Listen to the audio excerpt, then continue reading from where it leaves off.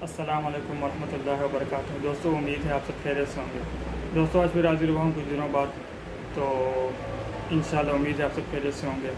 आप सबसे आज जो अर्ज़ करने जा रहा हूँ वो ये है कि अल्लाह ताला ने सब इंसानों को बनाया है, तो किसी के अंदर क्या खूबी पाई जाती है, तो किसी के अंदर क्या खूबी पाई जाती है। मिसाल के तौर पर किसी के अंदर सखावत होती है अल्लाह की तरफ से, किसी के अंदर रहम होता है बहुत ज़्यादा, किसी के अंदर यानी कि इखलाक किसी के अच्छे होते हैं, किसी के अंदर इखलास बहुत अच्छा होता है।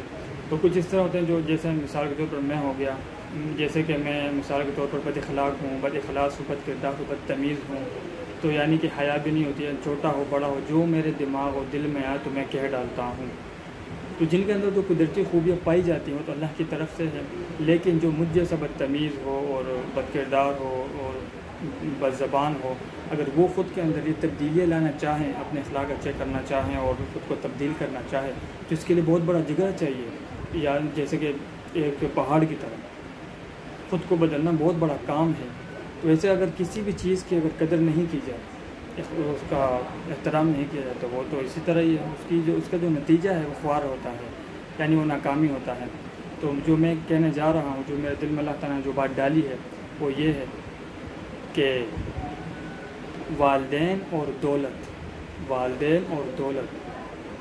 दोनों की जो कदर नहीं करता, दोस्त, उसका नतीजा ख्वार ही होता है। तो दोस्तों, उम्मीद है इंशाल्लाह आप सबको मेरी वीडियो पसंद आई होगी। आप सबसे गुजारिश है मेरे इस चैनल को सब्सक्राइब कीजिए और बेल आइकन पर ज़रूर क्लिक कीजिए ताकि आपको मज़ीद वीडियोस पहुंच सके। जज़ाकल्लाह।